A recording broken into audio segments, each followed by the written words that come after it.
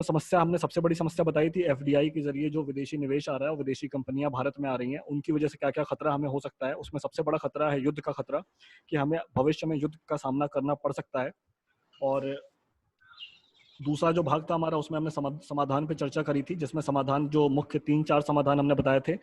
पहला था jury code कानून, जिनसे अदालतें सुधरेंगी हमारी, जिसकी वजह से जो व्यवसाय हैं, फैक्ट्री हैं, इंडस्ट्री है, उनमें चलने में उनको आसानी होगी, देश के नागरिकों के लिए चलाना आसान हो जाएगा। और साथ में रिक्त भूमि कर था, जिससे कि जमीन के दाम 10 गुना तक कम हो जाएंगे। और उसके बाद वोट वापसी पासबुक था, जिससे कि जो हमारे नेता हैं, अधिकारी हैं, पुलिस हैं, वो ज़्यादा जवाबदेही से काम करेंगे, ज़्यादा अकाउंटेबल हो जाएंगे। और तीसरा जो भाग था हमारा स्वदेशी भारत का, वो था कि आम नागरिकों को, भारत के जो सज्जन नागरिक हैं, उनको बंदूक रखने का अधिकार मिलना चाहिए। तो उसके भी दो फायदे हमने, मुख्य फायदे तो कई सारे हैं, उसमें से जो मुख्य दो फायदे थे वो ये था कि उससे हमारा जो युद्ध होने का खतरा है वो टल जाएगा। और दूसरा है कि अगर हथियार रखने का हम अधिकार आम नागरिकों को देंगे, तो हमारी जो हथियार बनाने की कैपेबिलिटी है, जो हमारे हथियार बनाने की जो क्षमता है, वो बढ़ जाएगी, बहुत ज़्यादा बढ़ जाएगी। और हम अच्छे हथियार बना सकेंगे भारत के अंदर, भारतीयों के द्वारा। जो आज हम अरबों रुपए के हथियार बाहर से खरीद के ला रहे हैं, वो हमें खरीदने नहीं पड़ेंगे, वो हम अपने देश में बना लेंगे। तो आज का जो हमारा विषय है वो भी बहुत महत्वपूर्ण है, धन वापसी पासबुक। और इसमें मूलतः हमें बात करनी है किस तरह से भारत के अंदर जितने भी संसाधन है, प्राकृतिक संसाधन है, उनकी कैसे चोरी हो रही है, उनको कैसे विदेशी कंपनियां और भारत की कंपनियां मिलकर लूट रही हैं, और उनको कैसे बचाया जाए, इस बारे में चर्चा करनी है। तो चर्चा के विषय मूलतः रहेंगे धन वापसी पासबुक का कानून ड्राफ्ट का सार क्या है, और भारत में मिनरल्स की जो लूट चल रही है उसके बारे में कुछ प्रमाण हम देंगे। उसके बाद फिर किस तरह से ये कानून है जो कि मिनरल्स की लूट को रोकेगा, और फाइनली ये कानून आ जाता है तो किस तरह से भारत का को जो युद्ध भारत के साथ जो युद्ध का खतरा है अलग अलग उसके दुश्मन देशों के साथ, वो टल जाएगा या कम हो जाएगा।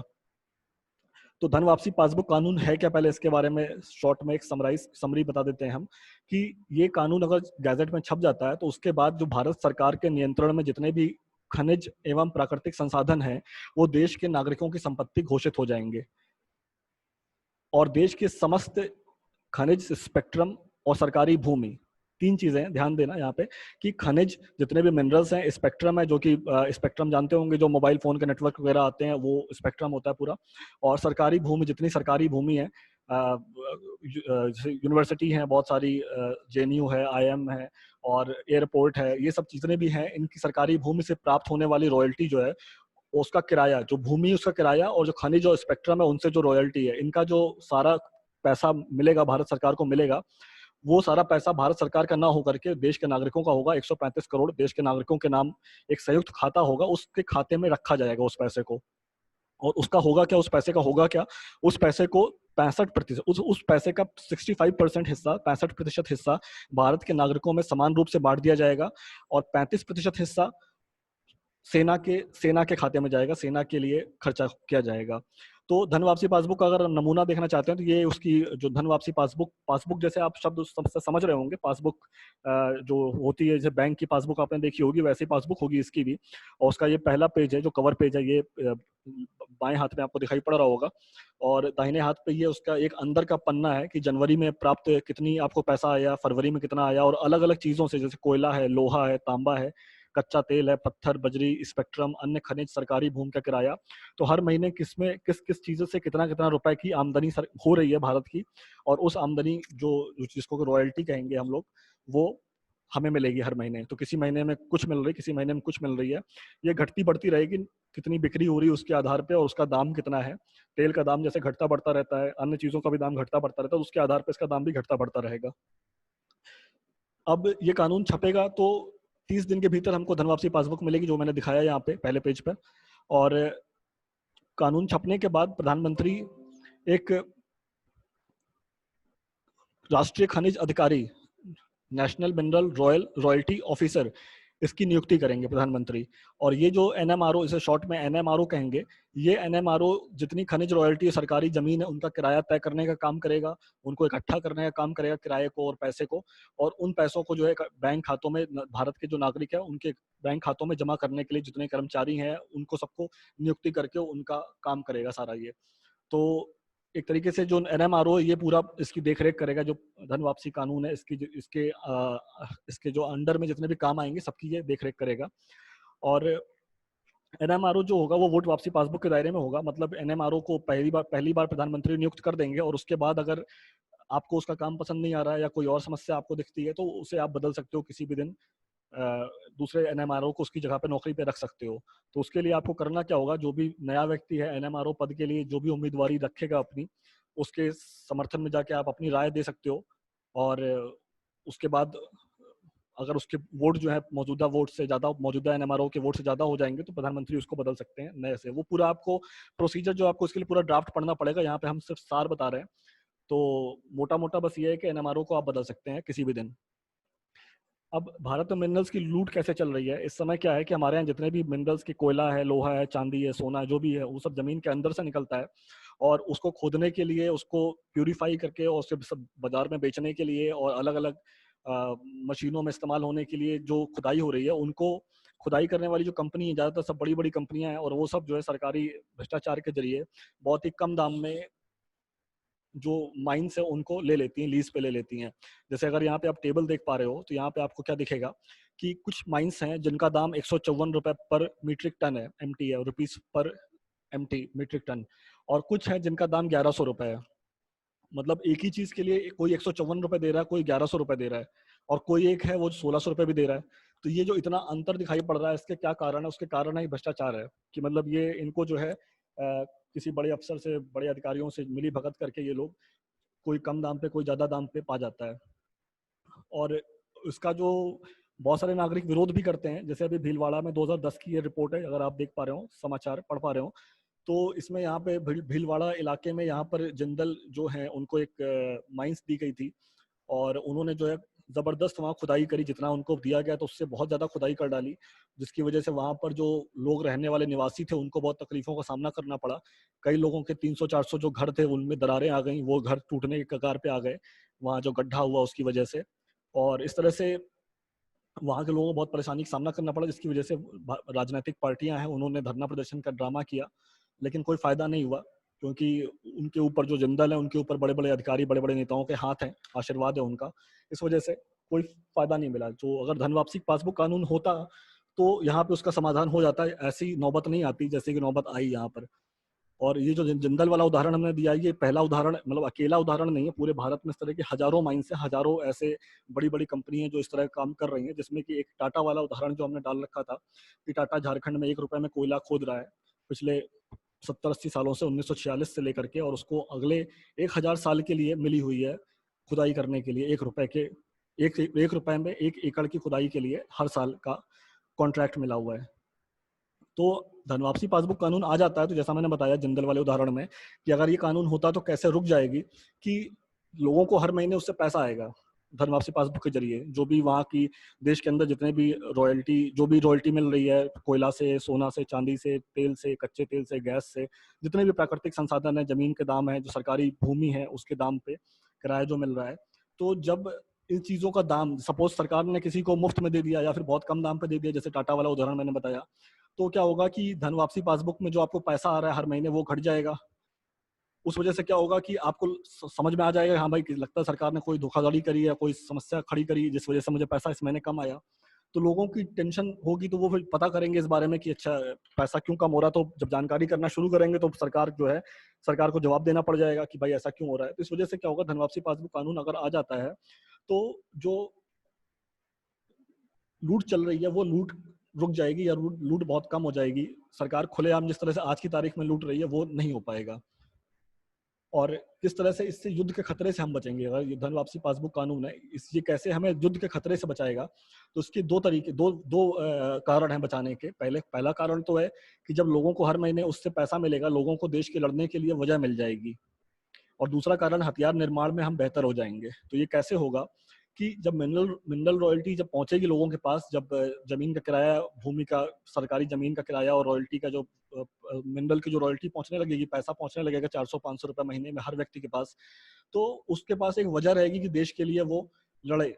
अगर कल को कोई विदेशी कंपनी या देश की कंपनी देश लोगों के खिलाफ काम करना शुरू कर देती है, तो लोगों के पास एक वजह रहेगी कि अच्छा ये मेरा देश है, मुझे यहाँ से पैसा मिल रहा है, तो मुझे इसके लिए लड़ना चाहिए। और इसका उदाहरण है 1951 का, और भी कई उदाहरण है, ये मैंने एक उदाहरण यहाँ लगाया हुआ है कि ये 1951 में ईरान में अमेरिका ब्रिटिश की कंपनियां घुस गई थी वहां तेल खोदने के लिए। और वहाँ के लोगों ने सरकार का समर्थन नहीं किया। सरकार चाहती थी कि विदेशी कंपनियों को भगा दिया जाए, लेकिन लोगों ने वहाँ कोई समर्थन नहीं किया। सरकार अपनी पुलिस वगैरह जो सेना वगैरह थी उन्हीं से लड़ रही थी, वहाँ के आम नागरिक को कोई मतलब नहीं था। तो उसका कारण यही था क्योंकि नागरिक समझ रहे थे कि भाई अभी तक हमारी सरकारें खोद रही थी और अब जो विदेशी कंपनियां आके खोद रही है तो क्या फर्क पड़ता है, हमें कौन सा पैसा मिल रहा था पहले और अब कौन सा नहीं मिलेगा। तो इस वजह से लोगों ने वहाँ कोई समर्थन नहीं किया सरकार का। तो अगर ये धन वापसी पासबुक कानून आ जाता है तो लोगों के पास जब पैसा पहुंचेगा तो जब उन्हें पता चलेगा कि नहीं ये विदेशी कंपनियां आके अगर पैसा खोदने लग गई तो हमें पैसा नहीं मिलेगा, जो पैसा हमारे जेब में आ रहा है हर महीने 400-500 रुपए। तो हो सकता है जो करोड़पति देश के हैं, लखपति लोग हैं, उनको फर्क ना पड़े, लेकिन जो बाकी 80% जनसंख्या देश की है वो तो हर महीने हर दिन 400-500 रुपए कमा के खा रही है। तो उसके लिए महीने का 500 रुपए बहुत बड़ी कीमत है। तो वो लड़ने को तैयार हो जाएगा और उनकी पॉपुलेशन सबसे ज्यादा देश में है, 80 करोड़ 90 करोड़ ऐसे ही लोग हैं जो कि महीने में 500 रुपए पा जाएं तो उनके लिए बहुत बड़ी बात है, बिना किसी मेहनत के। तो और दूसरा फायदा क्या होगा कि तो हो गया कि भाई वजह मिल गई लोगों को लड़ने के लिए। दूसरा फायदा क्या हो गया कि जो मिनरल्स है उसकी उपयोगिता बहुत होती है। जितनी आप आसपास जितने भी सामान देख रहे हो, आपके घर में टीवी है, फ्रिज है, कार है, कुछ भी है, मोबाइल फोन है, सब किसी ना किसी मिनरल से ही बना हुआ है। जैसे ये कार का मैंने यहाँ बताया हुआ, कार किस किस चीज से बनी हुई है, आयरन से, लोहा से है, कोयला है, पानी का इस्तेमाल होता है, पेट्रोलियम है। हालांकि पानी मिनरल नहीं है लेकिन पानी का इस्तेमाल इसलिए मैंने लिख दिया। पेट्रोलियम है, सैंड क्वार्ट्ज है, कॉपर है, एल्यूमिनियम है, रबर है, पेट्रोल डीजल, तो ये सब चीजों से कार मिलकर बनी हुई है। तो जाहिर सी बात, अगर आपके पास मिनरल है तभी आप कार बना पाओगे, और अगर मिनरल ही नहीं रहेगा तो फिर आप कार कहाँ से बनाओगे। इसी तरीके से फाइटर जेट है, इसकी मैंने फोटो भी डाली थी फेसबुक पर, तो आप देखो कि भाई क्या क्या चीजें इसमें लगी। हेलो। हाँ, कौन बोल रहा है?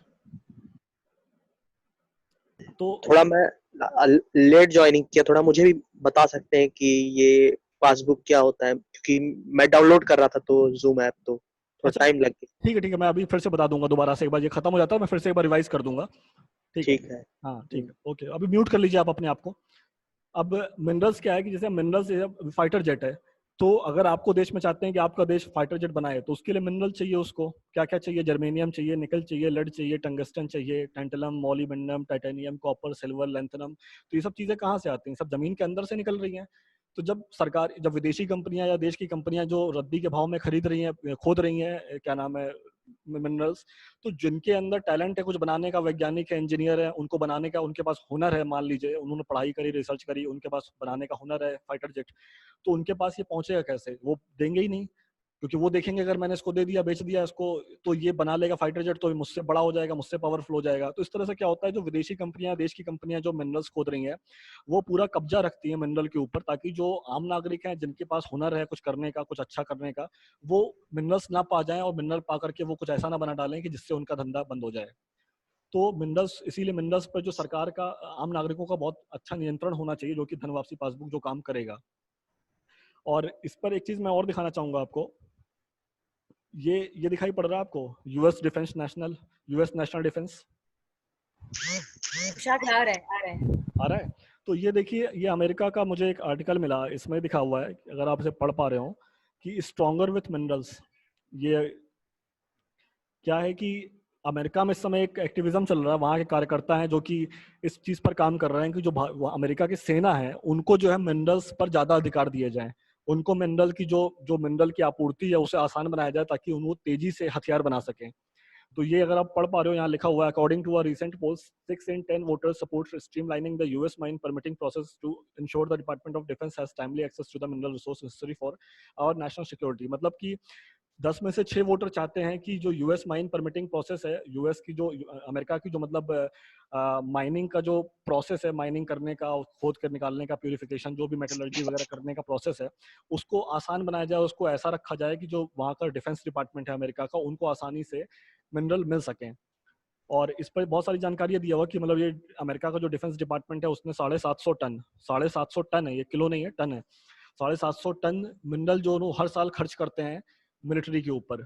तो कहने का मतलब है कि अगर हम अपने मिनरल्स को नहीं बचाएंगे, अपने मिनरल्स का सही इस्तेमाल नहीं करेंगे, तो हमारे हथियार नहीं बन पाएंगे, और हथियार नहीं बन पाएंगे तो हम सेना कैसे मजबूत बनाएंगे। तो इसीलिए धन वापसी पासबुक बहुत जरूरी है सेना को मजबूत बनाने के लिए, दो तरीके से। पहली बात तो मिनरल हमको सेना को मिलेंगे हथियार बनाने के लिए, तो अच्छे हथियार बनेंगे। और दूसरी बात है कि जैसा कि स्टार्ट में दिखाया था मैंने, कि अभी फिर से रिवाइज करूंगा, कि 35% जो उसका पैसा है वो सेना के पास जाएगा धन वापसी पासबुक से आने वाला। और मिनरल्स का बहुत, देखिए मिनरल्स जो है ना, ज्यादातर लोग समझते नहीं कि मिनरल्स बहुत ही कॉमन चीज है। हालांकि इस चीज का जो मैं दिखाना चाह रहा हूँ यहाँ पे, कि हमारी जो शरीर है वो भी मिनरल्स से, इसका बहुत बड़ा योगदान है मिनरल्स का, हमारा शरीर जो मिनरल से ही बना हुआ है। और एक ये लिनस पॉलिंग बहुत बड़े वैज्ञानिक थे, केमिस्ट थे, तो उन्होंने एक बात बोली थी कि you can trace every sickness, every disease and every ailment to a mineral deficiency. तो मिनरल मतलब हमारे शरीर का, हमारे जीवन का बहुत बड़ा हिस्सा है मिनरल। तो हमें उसका अधिकार मिलना चाहिए कि वो मिनरल कौन खोदेगा, कौन खरीदेगा, कौन बेचेगा, इसका हमें अधिकार तय करने का मिलना चाहिए। तो एक बार फिर से मैं धन वापसी पासबुक का रिवीजन कर देता हूँ।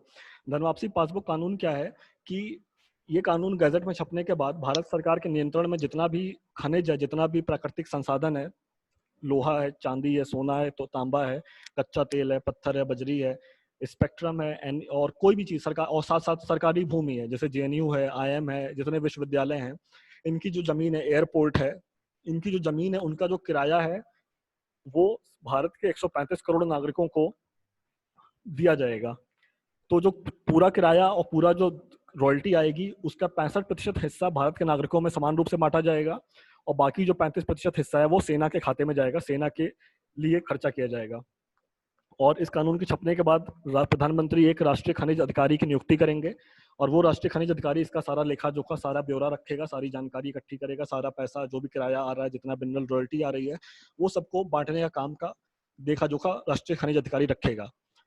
और वो जो राष्ट्रीय खनिज अधिकारी है वो वोट वापसी पासबुक के दायरे में रहेगा। कहने का मतलब है कि अगर वो काम अच्छा नहीं कर रहा है, अगर लोगों को लगता है वो अच्छा काम नहीं कर पा रहा है, तो वो लोग, आम जनता उसे नौकरी से किसी भी दिन हटा के दूसरे व्यक्ति को वहां पे नौकरी पे रख सकती है। तो यही इसका छोटा सा सार है, और ये इसका नमूना है धन वापसी पासबुक का, कि अगर आपको मिल जाती है तो जनवरी में, जैसे अगर देख पा रहे हो पहला कॉलम है जनवरी में प्राप्त रॉयल्टी, तो अलग अलग जो भी मिनरल्स हैं उनसे जो अलग अलग रॉयल्टी आ रही है आपको हर महीने 22 रुपए कोयला से आया, लोहा से 17 रुपए आया, तांबा से 40 रुपए आया, तो पहले महीने का जोड़ करके 580 रुपए आपको मिला। हो सकता है फरवरी में दाम बढ़ जाए तो आपको ज्यादा रुपए मिले, 600 रुपए मिल जाए। हो सकता है मार्च में दाम घट जाए तो आपको 600 रुपए से घट के 400 रुपए मिले। तो ये दाम घटता बढ़ता रहेगा, लेकिन कुछ ना कुछ दाम आपको मिलता रहेगा। तो हम्म